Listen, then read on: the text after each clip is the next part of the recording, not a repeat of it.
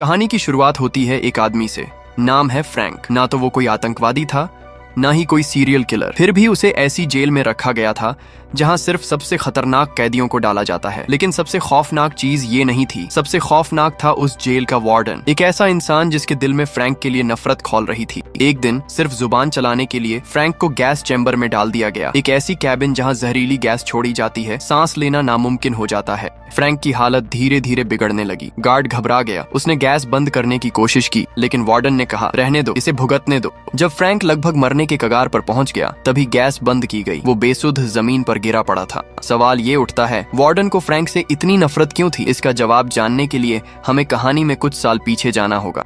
तब फ्रैंक एक आम आदमी था, कार मैकेनिक का काम करता था। उसकी जिंदगी में एक लड़की थी जिससे वो बेहद मोहब्बत करता था। दोनों की दुनिया छोटी सी थी लेकिन खुशहाल थी। एक दिन उसकी गर्लफ्रेंड उससे मिलने आई, दोनों ने कुछ हसीन पल बिताए। फिर फ्रैंक बच्चों के साथ फुटबॉल खेलने चला गया।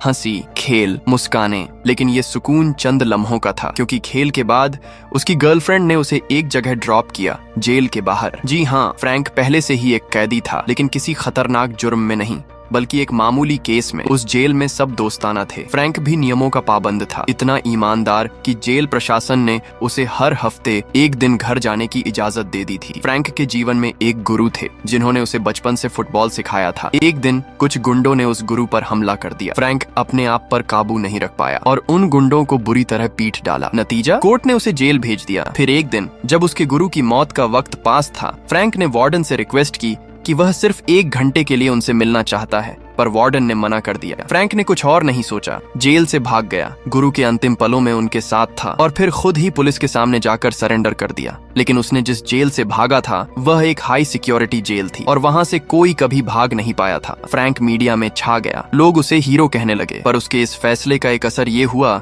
कि उसकी सजा में 5 साल और जोड़ दिए गए। वह चुपचाप फिर से जेल में रहने लगा, नियमों का पालन करता रहा 4 साल तक। अब उसकी रिहाई में सिर्फ 2 महीने बाकी थे। लेकिन तभी कहानी ने मोड़ लिया। एक रात अचानक कुछ अनजान गार्ड्स आए, फ्रैंक को उठाकर दूसरी जेल में ले गए। कोई नोटिस नहीं, कोई ट्रांसफर की जानकारी नहीं, नई जेल, और वहां मिला पुराना चेहरा, वही वार्डन जिससे वो एक बार भागा था। फ्रैंक के भागने के बाद उस वार्डन की इज्जत मिट्टी में मिल गई थी। उसे उसके पद से हटा दिया गया था। लोग उसके पीछे हंसते थे। अब उसके पास मौका था बदला लेने का। वो मौके का इंतजार कर रहा था। फ्रैंक को बुलाकर उसने कहा, तुम्हें मीडिया ने हीरो बना दिया, लेकिन मेरा करियर तबाह हो गया। फ्रैंक ने शांति से जवाब दिया, गलती तुम्हारी थी, मैंने बस 1 घंटे की मोहलत मांगी थी, नहीं दी तो मैं चला गया। पर वार्डन को कोई फर्क नहीं पड़ा। उसने तो बस एक चीज सोची थी, बदला, और उसी दिन पहली सजा दी गई, गैस चैम्बर में डालकर। अब सवाल ये है, क्या फ्रैंक अपनी इंसानियत और आत्मसम्मान को बचा पाएगा, या यह जेल और वार्डन उसे तोड़कर रख देंगे? कहानी फिर वहीं पहुंच गई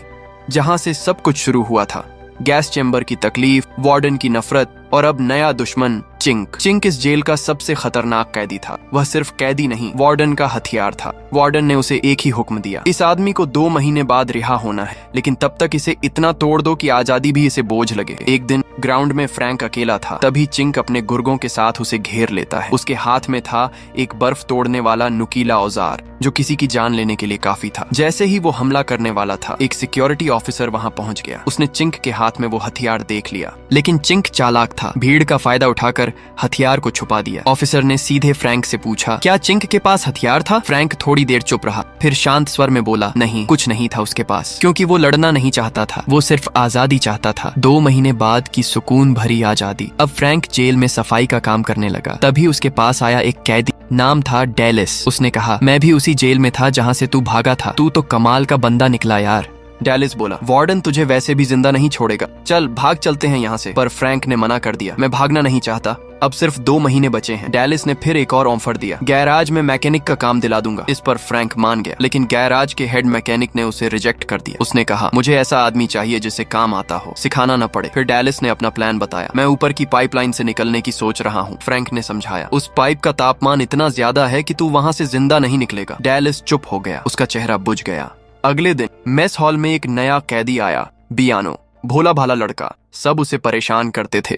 फ्रैंक उसके पास गया और उसके साथ बैठ गया। बियानो बोला, मैं किसी गैंग में नहीं जाना चाहता। उसी वक्त एक कैदी ने किसी को बर्फ तोड़ने वाले हथियार से मार डाला। बियानो यह देखकर डर गया। फ्रैंक बोला, अगर तुमने किसी ग्रुप में पनाह नहीं ली तो अगला नंबर तुम्हारा होगा। अब बियानो फ्रैंक और डेलिस के ग्रुप में आ गया।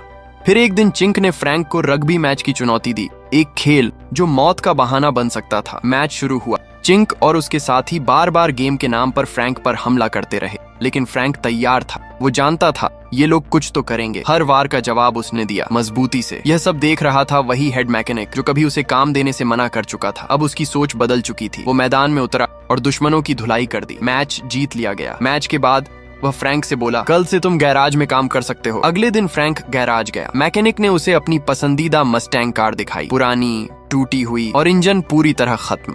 मैकेनिक बोला, अब ये कभी नहीं चलेगी। फ्रैंक ने पूछा, क्या मैं इसे ठीक करने की कोशिश कर सकता हूँ? मैकेनिक मुस्कुराया, अगर तुमने इसे ठीक कर दिया ना तो जो कहोगे मैं करूंगा। फ्रैंक ने काम शुरू किया। किताबें पढ़ी, इंजन खोला, पसीना बहाया, दिन रात एक कर दिया। कुछ ही दिनों में मस्टैंग फिर से दौड़ने लगी। फ्रैंक ने उसे नया रंग दिया, नई जान दी। कार एकदम नई बन गई। अब फ्रैंक गाड़ी में बैठने वाला था। बियानो भी साथ बैठा। बियानो बोला, मुझे गाड़ी चलानी नहीं आती। फ्रैंक ने उसे सिखाया। तभी बियानो ने पूछा, क्या मैं कभी इस गाड़ी को फिर से चला पाऊंगा? फ्रैंक ने सिर्फ एक शब्द कहा, नहीं।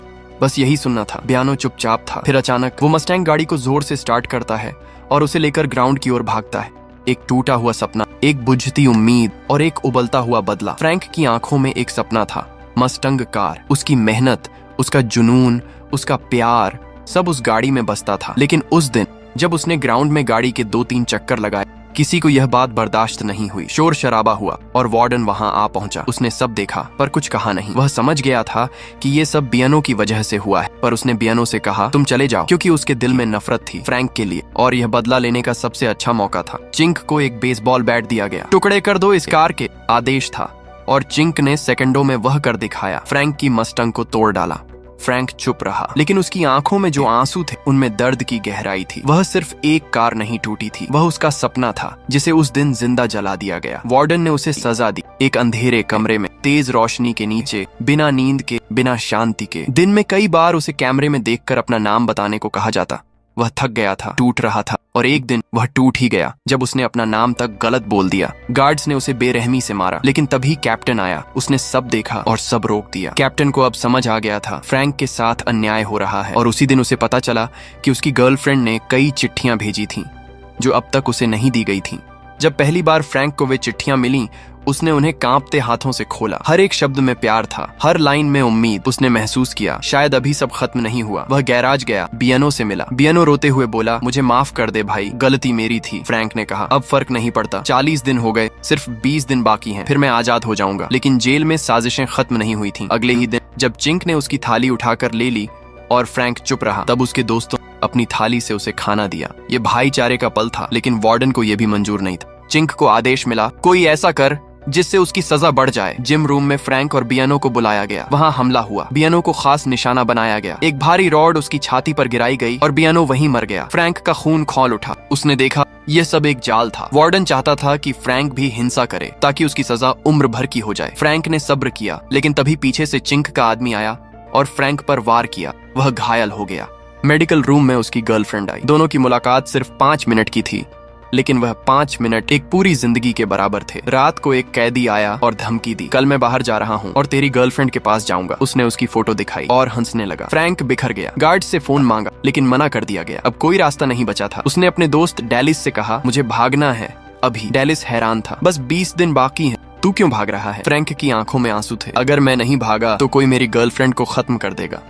दोनों ने मिलकर भागने की योजना बनाई। गार्ड को बेहोश किया, दीवार फांदी और पहुंचे उस मोड़ पर जहां से 2 रास्ते जाते थे। फ्रैंक बोला, चलो राइट। डेलिस बोला, नहीं, लेफ्ट चलो, मुझे रास्ता पता है। फ्रैंक ने उसका हाथ थामा और चल पड़ा अंधेरे की ओर, एक उम्मीद की तलाश में। फ्रैंक को लगा था कि वो अब बच निकला है, लेकिन जैसे ही उसने एक और कदम आगे बढ़ाया, सामने वार्डन अपने पूरे गार्ड्स के साथ खड़ा था और तभी सब कुछ साफ हो गया। डेलिस ने धोखा दिया था। फ्रैंक ने टूटे हुए लहजे में पूछा, क्यों किया तूने ऐसा मेरे साथ? डेलिस ने नजरें चुराते हुए कहा, मुझे उम्र कैद मिली है फ्रैंक, और वार्डन ने वादा किया था कि अगर तुझे पकड़वा दूं तो मुझे आजादी मिलेगी।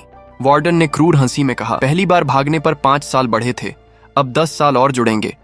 मैं तेरे होश, तेरा सब्र सब तोड़ दूंगा इन 10 सालों में। डेलिस ने फिर गिड़गिड़ाया, सर मैंने तो आपकी हर बात मानी, अब तो मुझे जाने दीजिए। पर वार्डन का जवाब सीधा था, मेरी जेल से कोई नहीं भागता। फिर क्या था? गार्ड्स ने डेलिस को बेरहमी से पीटा और उसे पानी में फेंक दिया। अब बारी थी फ्रैंक की। लेकिन फ्रैंक अब चुप रहने वालों में नहीं था। उसने एक एक करके गार्ड्स को गिरा दिया, एक को तो उठाकर पानी में फेंक दिया। डेलिस चिल्लाया, फ्रैंक मुझे भी माफ कर दो, मेरी मजबूरी थी। फ्रैंक ने उसे माफ किया, हाथ बढ़ाया, लेकिन तभी एक गार्ड ने पानी से निकलकर चैन से फ्रैंक का गला दबा दिया। डेलिस ने बिजली का तार उठाया और चिल्लाया, छोड़ा नहीं तो पानी में करंट छोड़ दूंगा, तू भी मरेगा। गार्ड डर गया और फ्रैंक की जान बच गई। फ्रैंक वहां से निकल गया। जेल में हर तरफ अफरा तफरी थी। वार्डन गुस्से से पागल हो रहा था। मुझे फ्रैंक जिंदा चाहिए, लेकिन फ्रैंक कहीं नहीं था, क्योंकि वह उनके पीछे था।